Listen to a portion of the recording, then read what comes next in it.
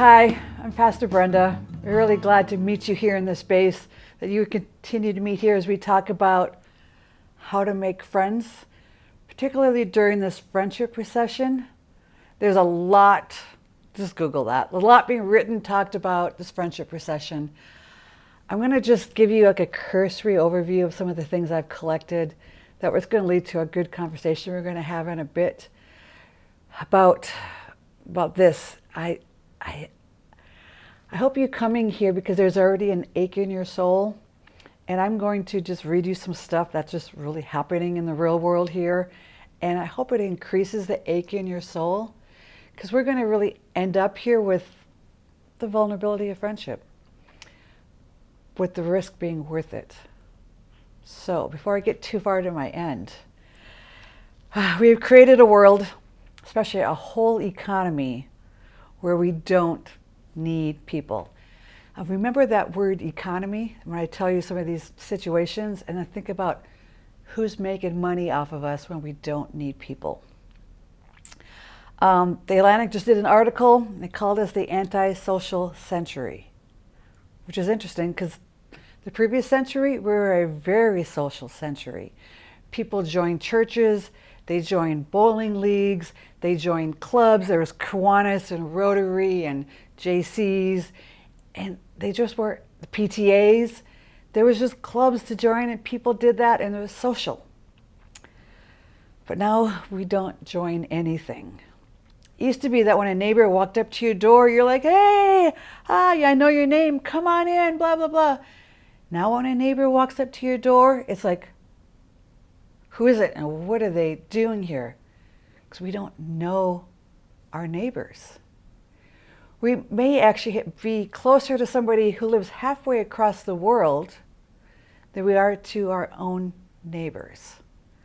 Which is an ironic thing for me to say, since we meet as a church over Zoom on Friday nights live, and you're invited to come. And so there are people we have a relationship with in our church, and it's a real relationship, who've never been in the same room together. So I'm saying something that's ironic. At the same time, I want to point out this feeling, and we're going to talk more about this in a few weeks, by the way.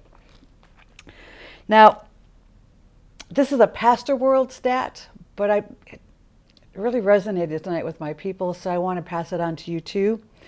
Before the pandemic, for church visitations, it only took 3 to 5 touch points, interactions like someone inviting you to church, or you coming and you liking the sermon, these kind of touch points, for someone to feel comfortable to visit the church and maybe join the church.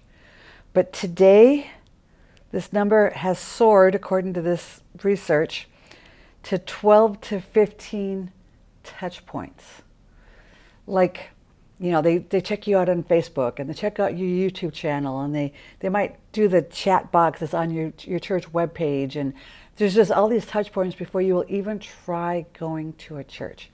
Now I understand, we've talked about this too earlier months, how the church has lost trust. The church is an institution. Institutions have lost trust, and churches have earned that loss of trust. There's also just the distrust of institutions. And since the church is an institution, you need 12 to 15 touch points to try church. I bet you coming to this YouTube channel is a touch point. Hi, I see you. I'd like to see you more. All right, what else do we have here? Oh, we don't make plans to be with people anymore. There's become a real habit of flakiness out there. We're going to talk about that in several weeks also, more details, because this is a real friend problem. Like you create an event, maybe it's like my grandson's birthday party, you create a Facebook event for it, and you see people sign up. There are going to be 12 people going. But when it comes to the actual day of the party, 3 people show up. There's just flakiness. People are not keeping their commitments. And maybe even with you, maybe you have committed and you're going to go, and then you might get this message that, oh, the party's been canceled, my grandson's got the flu. You feel a relief. You don't have to go out of the house tonight. You get to stay home. That we don't need to be with people anymore. Our economy, here we go, has reoriented itself so we work, eat, and play inside our homes. Think about it. The technology we have in our living rooms is better than the technology in most movie theaters. So you don't go to the movies anymore because you get really good experience in your own home. You don't go to the sports stadiums because you get a really good experience in your own home. DoorDash, you get really good food in your own home. There's a whole economy happening to get really good food into your own home. You see what I'm saying? The National Restaurant Association has said in 2023, this is recent, 74% of all the restaurant traffic comes from off-premises customers. Uber Eats, DoorDash, it's all there. 74%. And this is up from 61% during COVID. It's getting worse, people. We as adults, we just don't hang out anymore. We're inside. We don't have those empty times where we're just hanging out with our friends or people. And as for teens, I'm a 40-year youth pastor. Teens don't hang out anymore either, and this concerns me. The writer of this Atlantic article, he had this quote. It says, "All this time alone, at home, on the phone, is not just affecting us as individuals. It's making society weaker, meaner, and more delusional." Now let's talk just a tad bit about AI. Have you seen the commercials for AI? I'm going to put 2 links here in the notes for 2 commercials for AI. Just watch them. Or have you seen them? And ask yourself, what are they trying to sell you? There's this economy word again. They're selling you something, and you don't need people to have that need met. Is AI the solution to our loneliness epidemic? Because this has been said. Our Surgeon General was the one who's leaving, but a Surgeon General has declared a loneliness epidemic. Because did you realize that loneliness and chronic loneliness are more dangerous to your health than smoking 15 cigarettes? Experts are calling it an epidemic of loneliness because it's not the body that's killing us. It's the lonely soul that's killing the body. So AI, let's create an economy. But there's loneliness here. Loneliness is the feeling of being a person who used to have friends. A definition from Susan Meadows, author of The Loneliness Epidemic, is loneliness is when we're disappointed in relationships. That disappointment can come from someone we've lost. It could be a death in a relationship. Someone moved away from changing churches, or your small group dissolved and you miss those people. It comes from being excluded. It comes from a breakup. It comes from a divorce or just being hurt by someone and you are withdrawing your soul. It comes from being surrounded by everyone but not feeling known by anyone. Kate Bowler, she's a podcast and an author. She wrote this: "I don't know why, but it took me so long to admit that I have had my own struggles with loneliness. It felt like a little bit like admitting to being unpopular.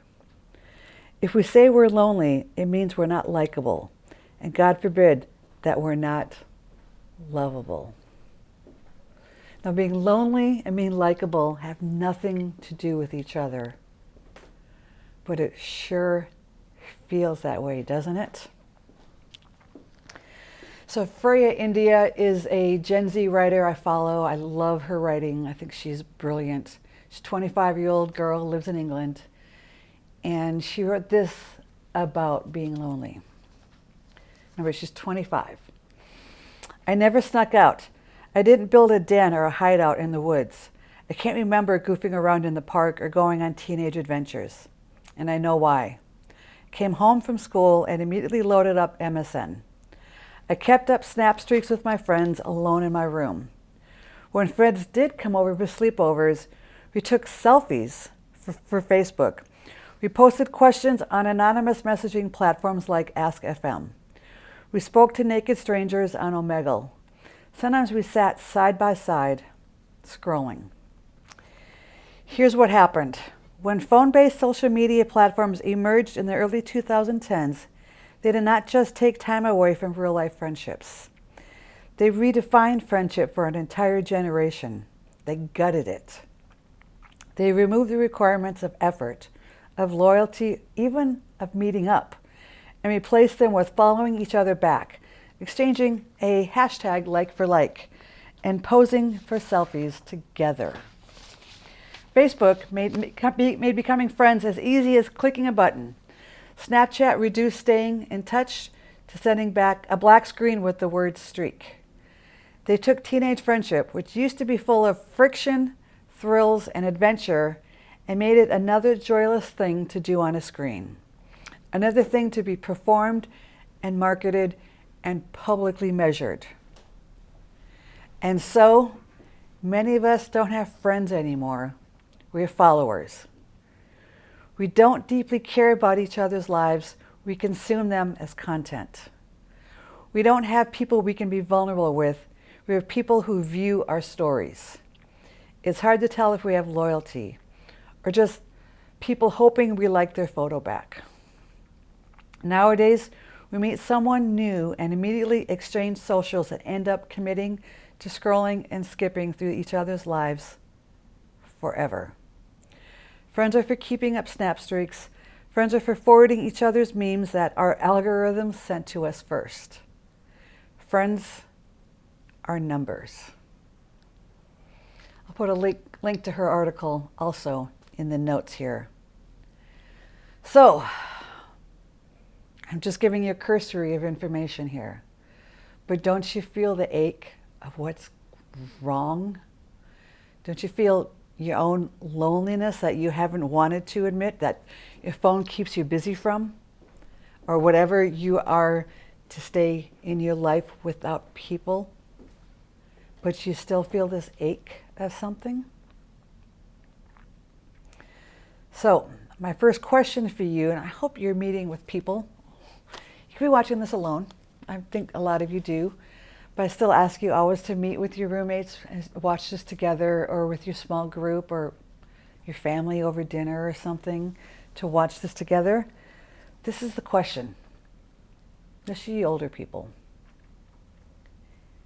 What do you want to share about the awkwardness of making friends that you used to feel when you were a teen?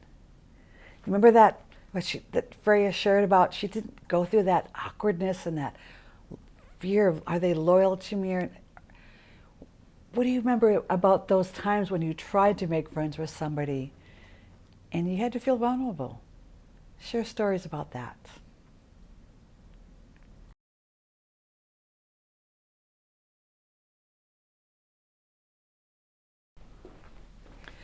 Proverbs 12:26 says, "Walk with the wise and become wise. Associate with fools and get in trouble." Now that's a really great proverb. It's practical, makes sense, is good for parents to use with teens, hint, hint, hint. But this to me says it's something we need to do, intentionally do, to form our life team. So again, another link in the notes is for this PDF. You're invited to download, and for me, I print it. I'm an old person. You don't need to print it, but I do. Anyway, of what we're talking about a life team. These are the group of people you intentionally put together to surround your life, help you grow, make decisions, laugh, leave the house, eat together.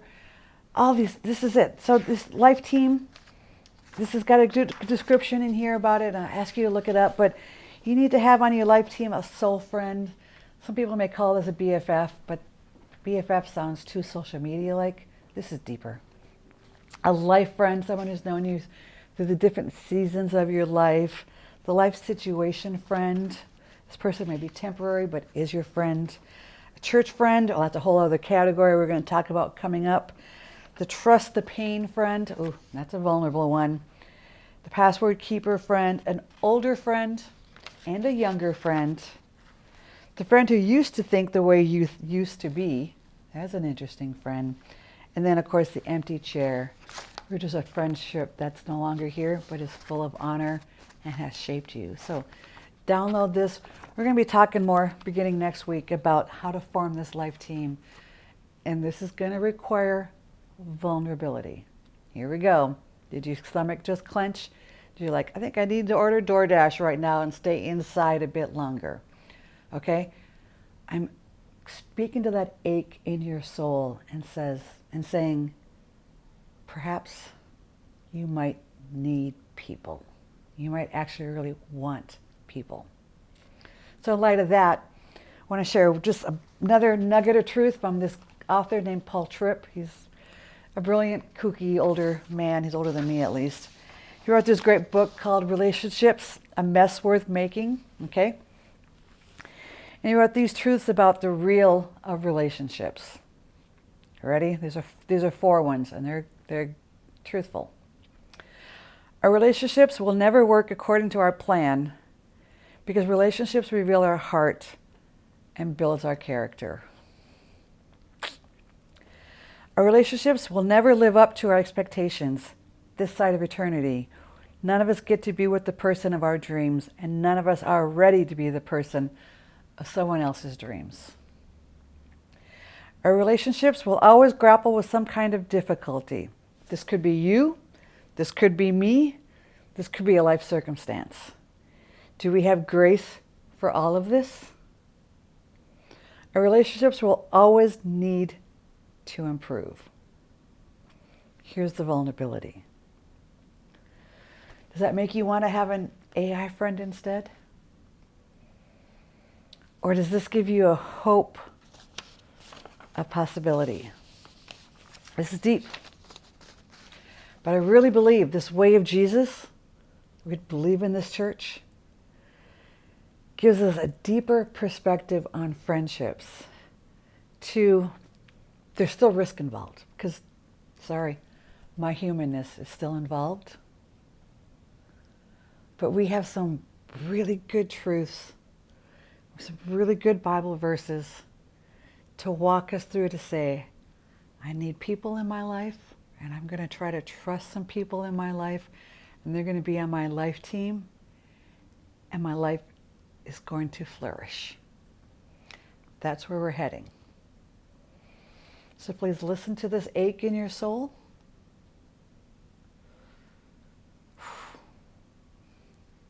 And hope to see you again.